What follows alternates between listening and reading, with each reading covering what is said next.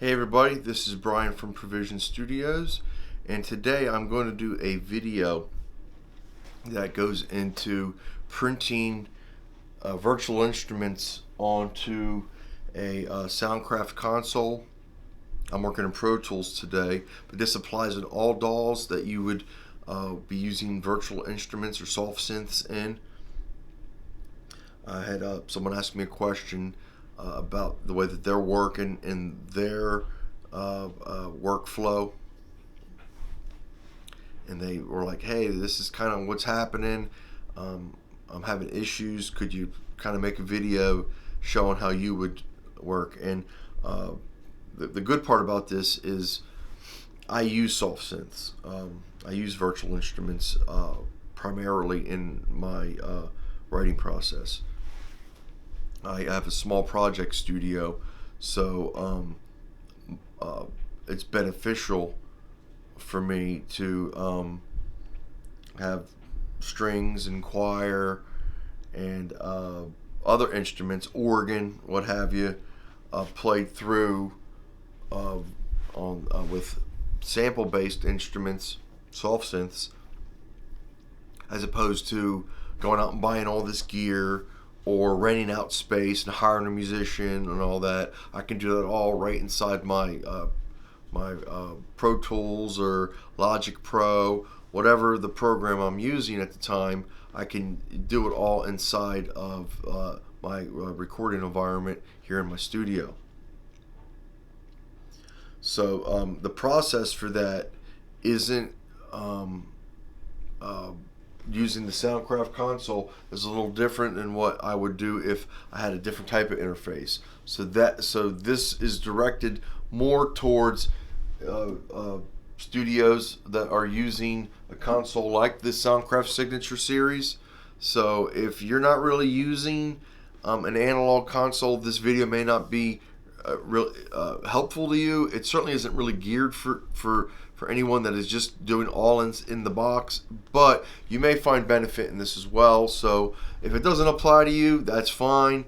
If it does, or if it's close, tailor the information I'm giving to your needs. So let's dive in and see what we can do today. All right, here we are inside the session. What I have here is a little simple idea that I'm working on for my upcoming album. So it is it's undeveloped in that it's just a simple bass line that I added some virtual instruments with. So DI bass, recorded that directly in through the Soundcraft, and then I came up with this little line right here, and then further developed the part by adding more instruments. So here's a excuse me. Here's the bass and the glockenspiel.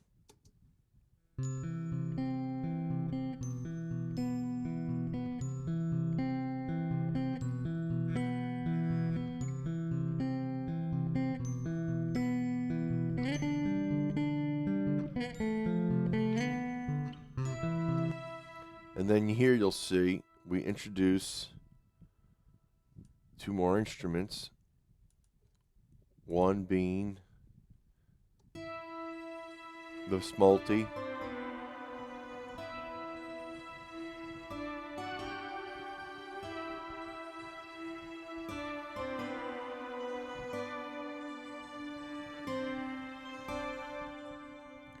which what that is Omnisphere, where I created my own sound.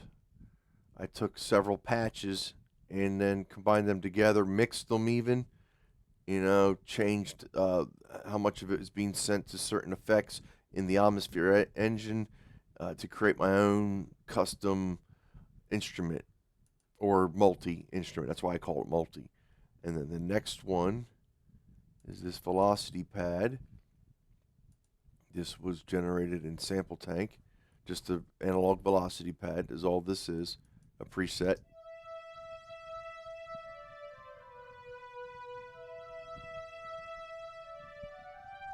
All right.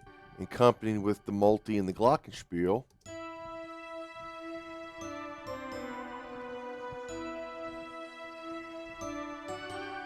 So we got that kind of going on, and obviously with the bass, it's.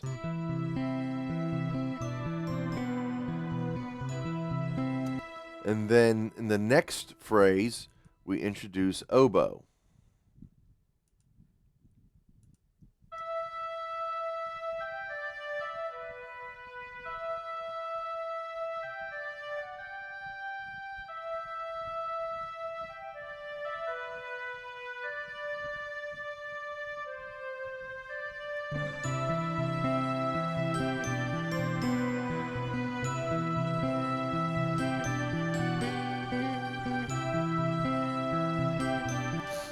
All right, so the idea here is that we are wanting to mix a session. We have virtual instruments that are in. We are starting to get situation where we're getting dropouts, or we're noticing that we can't mix the session properly because of latency, or our CPU can't keep up. And the reason for that is all these instruments. You've got a Philharmonic Orchestra. Obviously, that's giving us our oboe. Like I just showed a minute ago, we have the Atmosphere Multi going. We've got the Sample Tank going. And then we have, on the Philharmonic, we have the Glockenspiel patch going. So we have all these different virtual instrument engines going, which are big users of CPU resource. And then you want to mix on top of it, where you want to start adding plugins. You want to start possibly doing automation and things like that. And my recommendation to anyone that is working with virtual instruments is get your arrangement sort of halfway there, and then either bounce, freeze. In Pro Tools, you can commit to the to the patch, and then mix from there. If you need to go back and change anything, especially here in Pro Tools, nothing is deleted. So what I'm explaining here is like with the Glockenspiel. I can right click on this and go commit.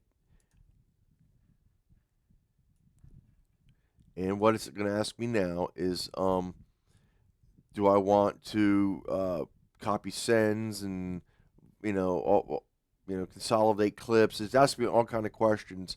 I'm just wanting to insert an audio track after the track that I'm committing to. So, and I have offline here so that I don't have to play through the whole song.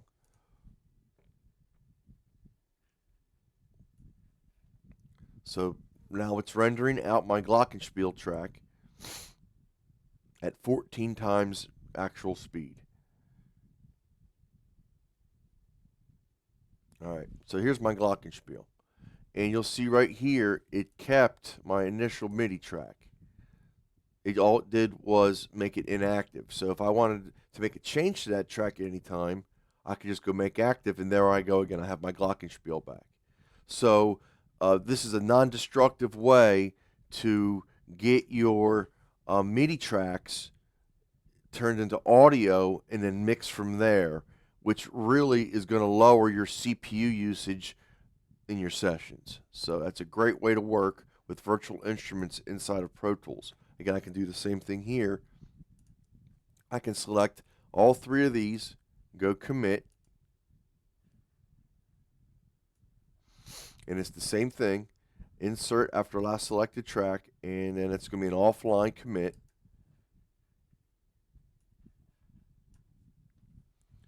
And because there's more instruments now, you'll notice that my rendering speed has dropped considerably. I went from 14 to 4.6 times actual speed, so which is fine.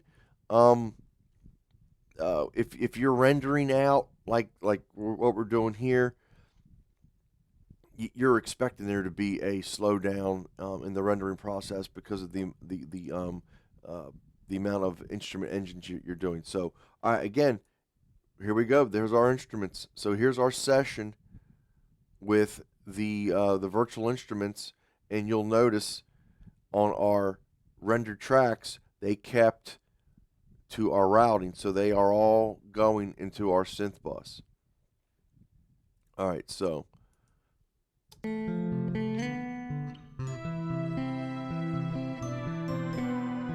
now I can mix. I can run this through an analog board, in this case the Soundcraft. I can run this through, let's say we wanted to take this, we wanted to make stem prints, um, uh, which is probably how I would do it. I would probably take the oboe, the multi, the analog, and the glockenspiel, and I would send them all to the same track on my analog console. All right, so here I'll go analog 3/4. So these are all going to analog 3/4. If I want to keep my processing, which is here, I'm running this through the API 560. If I wanted to keep that, I would then send the synth bus instead of the individual tracks. So these are all going into my synth bus, and then here I would send this to analog 3/4. Again, I'm going to accomplish the same thing. Again, that gives me my software or my DAW processing before I hit the analog board. My effects, I could send that to 5.6. So now my effects are going to go onto the board as well. And then my bass, I can send this through. We'll do one. We'll just do a monaural send on that. All right, so we've got our bass on 1. We've got our synths on 3/4, and our effects on 5/6. Actually, you know what? I'm going to route them to our groups. So I'm going to go group 1, 2. And then, so there. And then we're going to have our groups set to master. With that turned up, we'll put that on 0. All right, and now I'm going to hit play on the console and start blending in. And I got my USB return on 1, USB return on 3/4, USB return on 5/6. And now I'm going to start blending in the tracks. There's bass.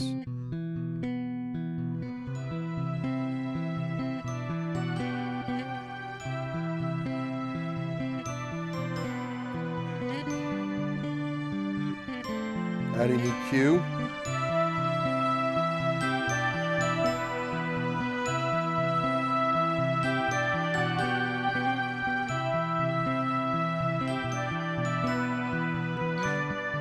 Let's add a little bit of effects.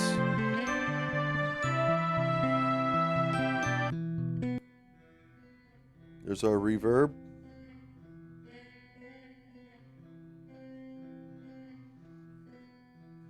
Let's do this inside the session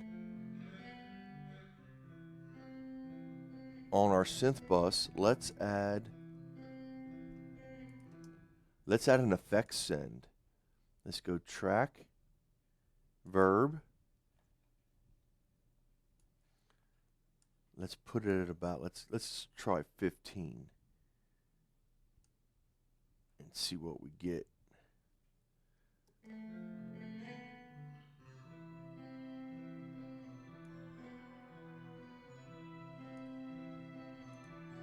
All right. Let's put our synths back in.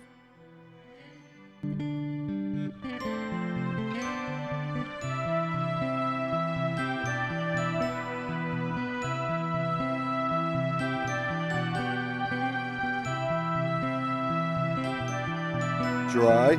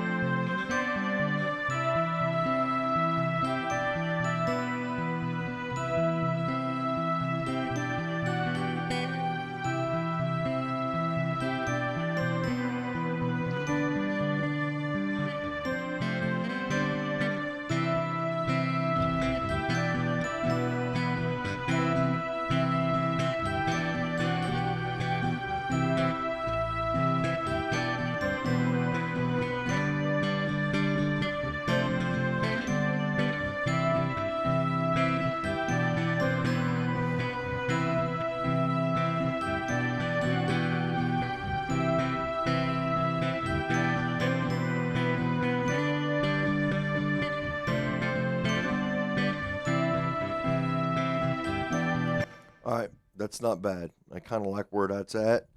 So your options here are to run your print track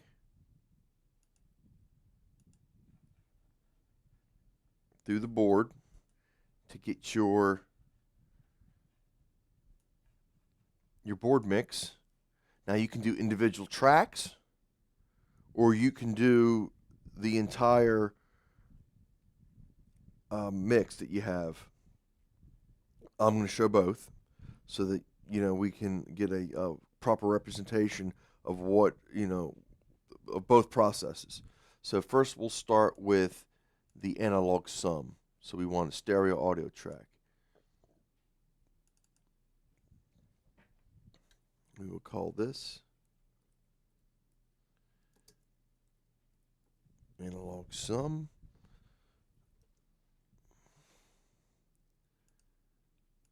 Input monitoring. And we want its input to be, when you get if you're using the Soundcraft console, when you get your console, yours is not going to say what mine says. I renamed mine inside of Pro Tools IO print. This is going to say analog 2324. So just know that this is analog 2324. Again, I renamed mine print, so it's easy for me. My output will be the main out. All right. Again, we're muted because I don't want to create, a loop. And now I'm going to put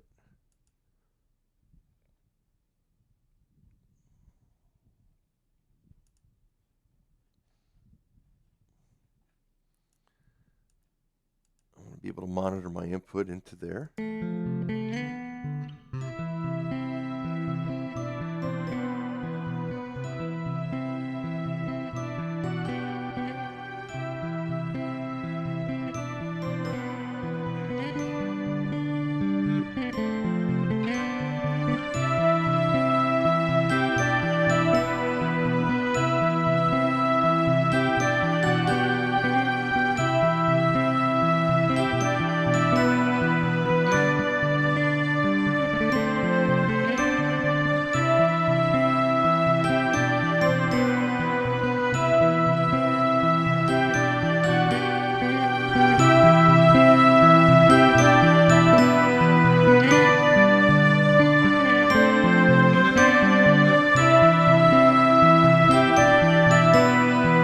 All right, looks good. Let's give it I'm just going to print a little bit of it. I'm not going to let the whole thing go, but we're going to give it a once through here. Here we go.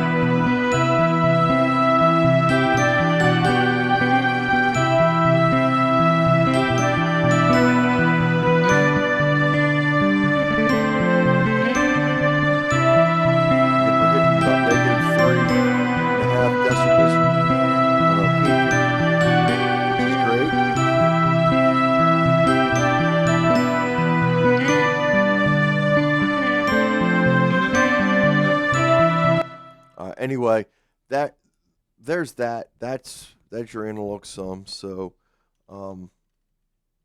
if you are looking to do individual track prints instead of a full analog sum, let's say you wanted to do a stem print, it would be the same thing. You would take the tracks that you are presently wanting to print. In this case, we don't want the bass. We want to print just our our 3 and 4 synth stem. So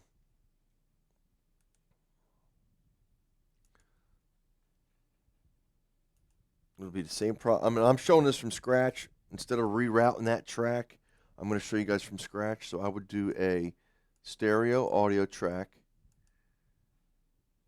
Call it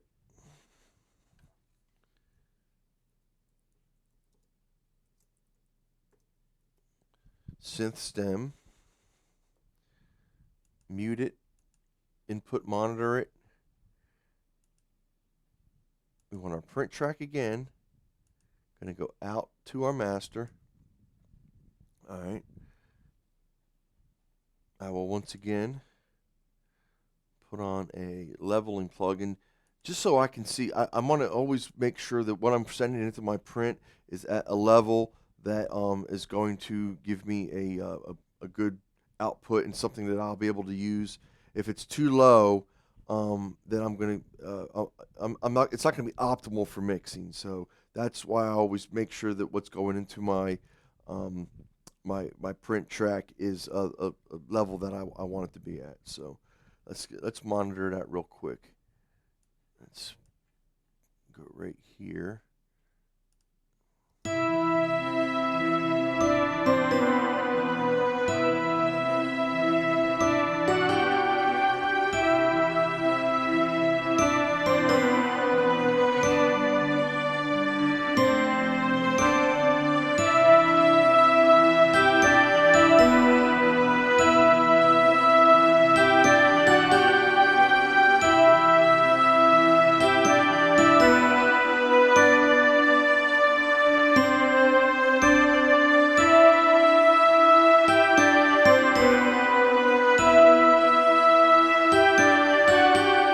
All right, not bad.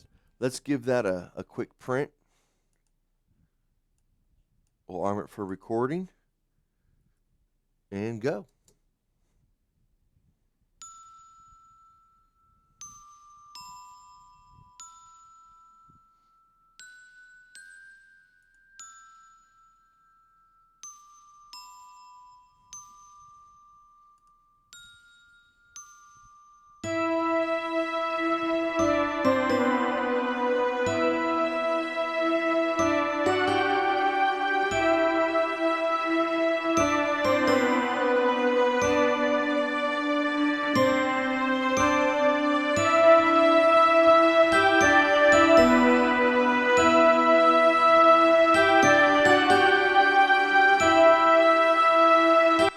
If I wanted a dry version of that on the board, I would turn off my reverb.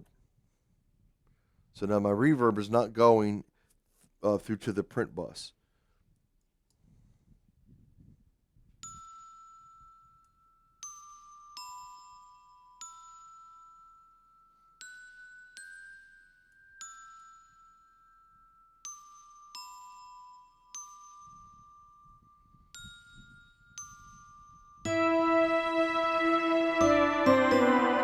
And if I wanted to add it,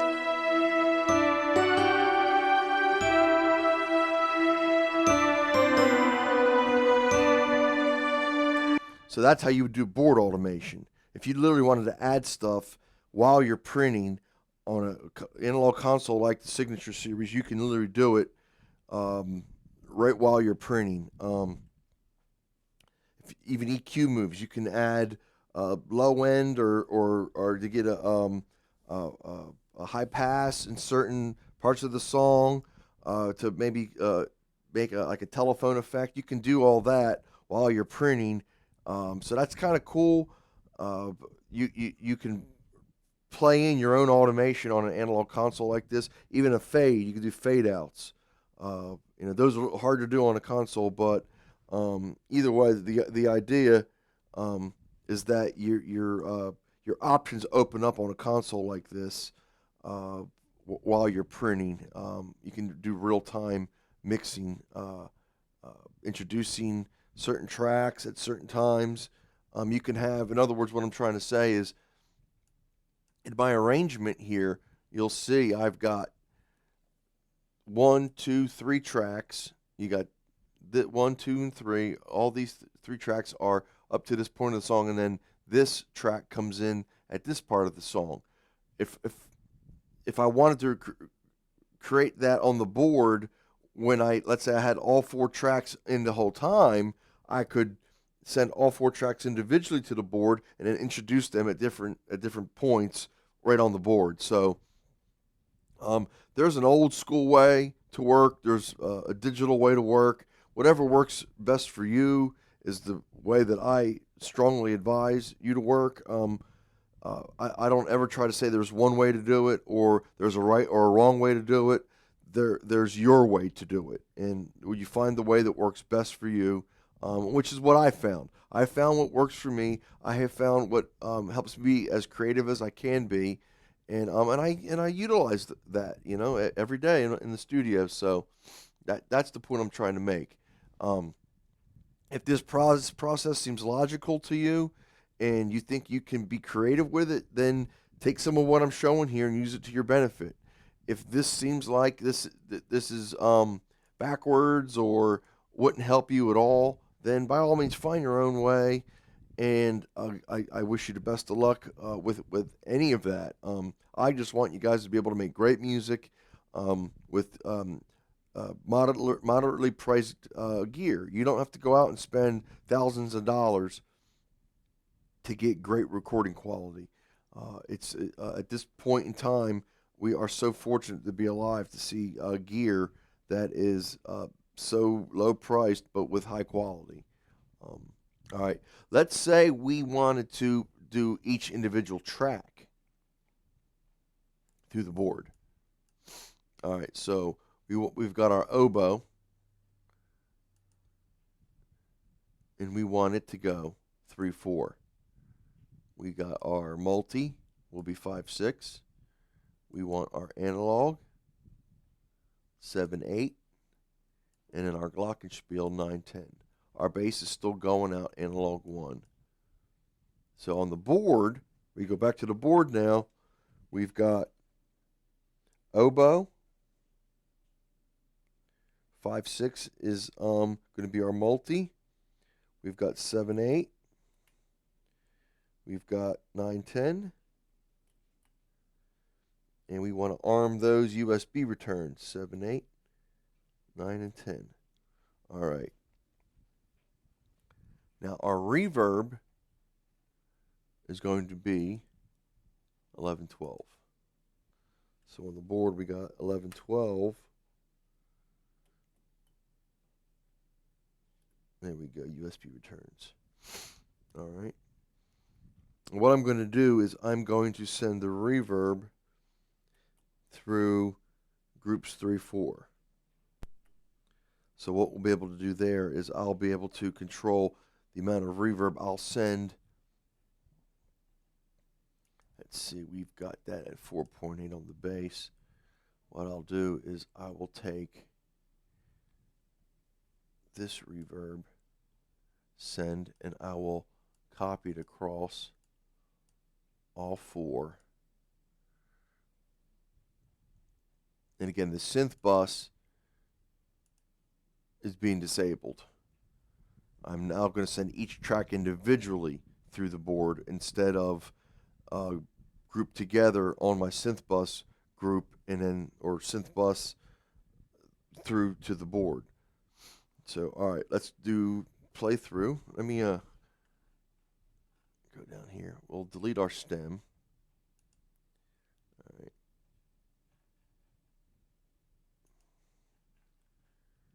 All right, so let's start with bass.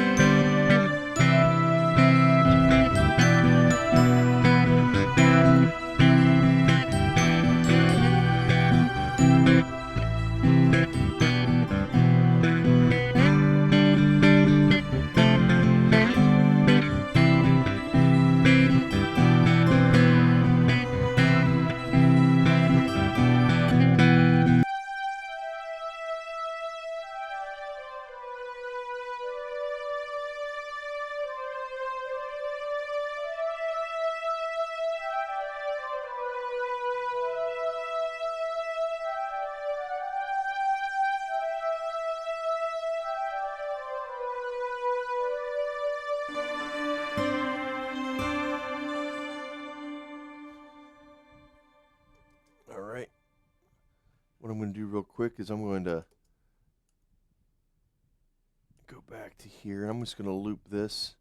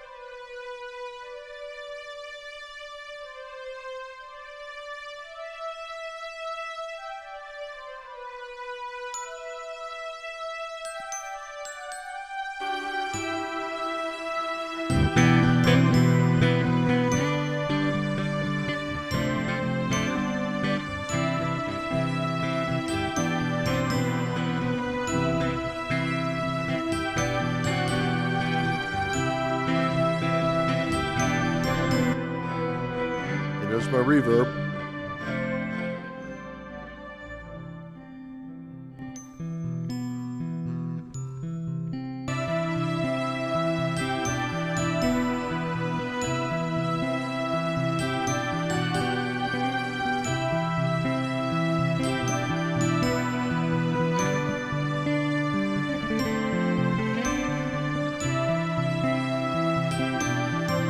So that's mixing the whole session through the board, and how you would do that. These were mono, so I would want to spread them out. It'll sound even better now, I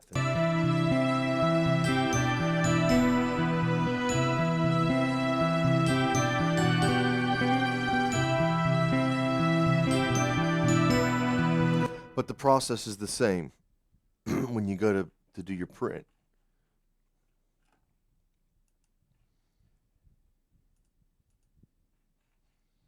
Again, you want a stereo audio track.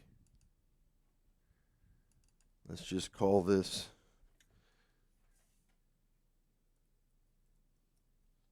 print. Make our input the print. Our output, once again, is our main out. Mute it. Input monitor it. I want to get my level plug-in on it just to get a good idea of where we're at.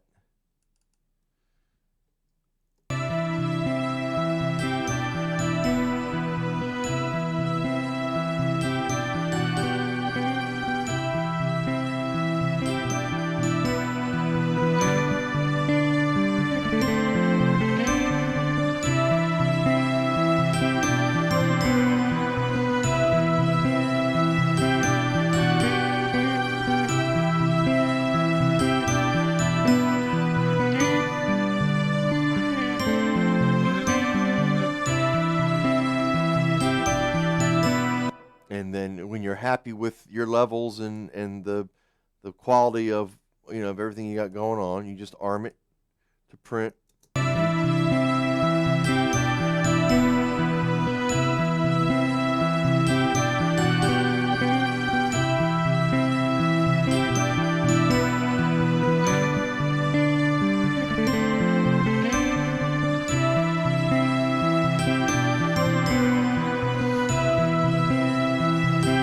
And that's it again. We're got our peak here at -10, which is great for a pre-master.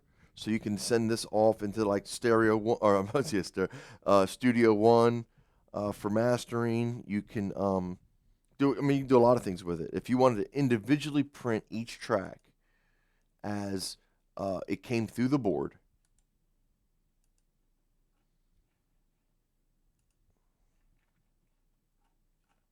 So we've got 1, 2, 3, 4. We've got 5 tracks. We would have to do this process for each track.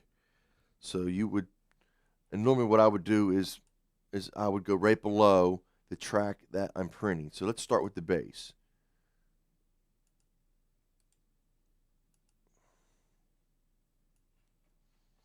If I wanted to keep this mono, I certainly could do that. In this case, I'm just going to make all stereo prints.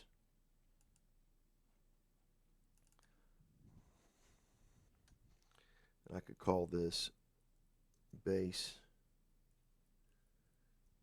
print.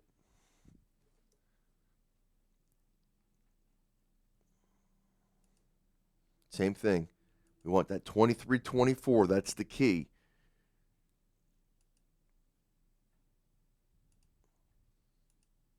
We're going to input monitor it.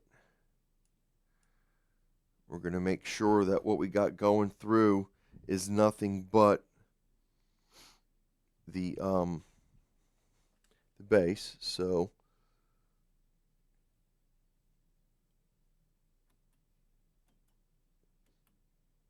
we can mute everything else.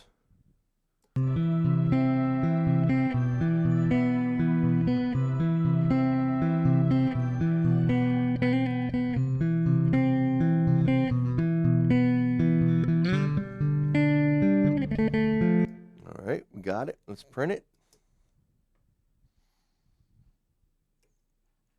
Arm it for print. All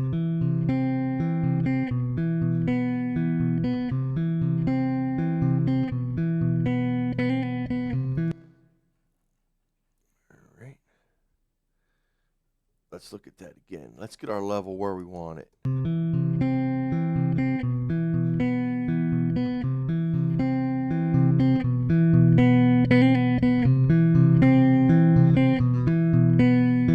That's better. Now let's print that.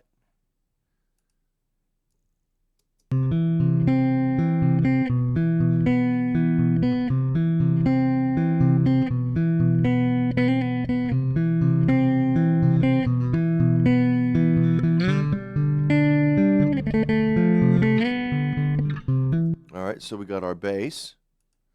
So we could hide that track. Next, let's have oboe.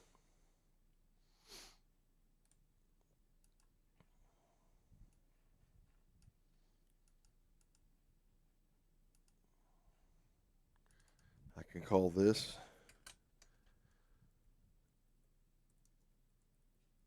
oboe print.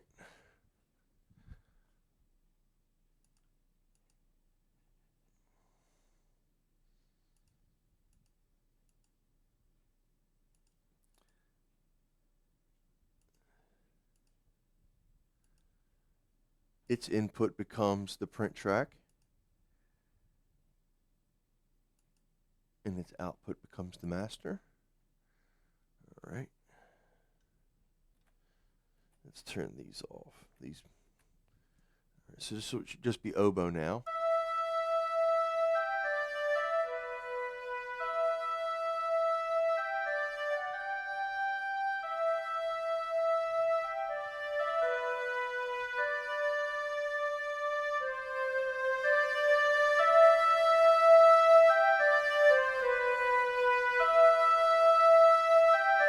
All right, let's say you like that and go with it.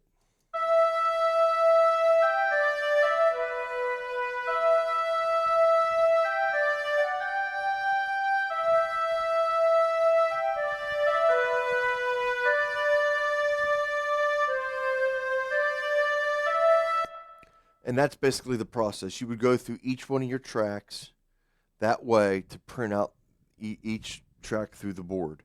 Again, making adjustments as you go. You can see on that one I turned my reverb up because I wanted the oboe to be a little wetter. But then on your next track, the multi, you may not want to have as much reverb on that. You can either do that in the software here, or you could turn it down. Or you might not want to add any reverb at all at this stage. Again, the workflow is your choice. Do it the way that makes most sense to you. To me, I wouldn't really do it this way, although you get a lot of control this way. I mean, you can really drill down on your mix, printing each track through the board. If I had the time, I would do it. If I was had my back against the wall with a deadline, I probably wouldn't do. I would probably work more in a stem fashion, where I would get my mix going in the Pro Tools, and then afterwards, I would send stems to the board or groups to the board in order to get stem prints. That's probably how I would work. So I would only work in this fashion of doing each individual track if I had the time. And in most cases, I don't. I'm given a strict deadline where I got to get something out. So the process of working in groups, instrument groups, to get to stems is the way that I would go about it. If you guys have any questions with this process at all, please let me know. I've been more than happy to make another video detailing any certain aspects of this at all. All right, so I hope this process makes sense. Again, this is how I work using virtual instruments through the Soundcraft's Signature Series console. This isn't meant for every interface, every studio, every song. I take it on a song-by-song basis. In some cases, I may only have one instrument or virtual instrument that is being used. I probably wouldn't do it like this. But I just wanted to show you guys that there are other ways. There's more than one way to approach a mix. There's certainly more than one way to approach how you would record a song from beginning to end. Where you start at in your mind may not be where you end up a week or two later. That doesn't mean that you shouldn't continue to work in that fashion. You should always keep your mind and your options open. Go where the song tells you it's going. The point is to be flexible. Be open-minded and flexible enough to understand if something isn't working, it's never too late to change your workflow or your method. Just be cognizant of that. And that's kind of what I was trying to show you here today. I showed 3 or 4 different ways to approach the mix with the same tracks. I hope that helps you guys out. If you have any questions, leave them in the comments section below. You can email me, bbuck822@gmail.com. You can certainly like, subscribe, share any of my content at any time. I would be greatly appreciative of that. And I'll see you guys in the next video. Thank you very much, and have a great day mixing. Bye-bye now.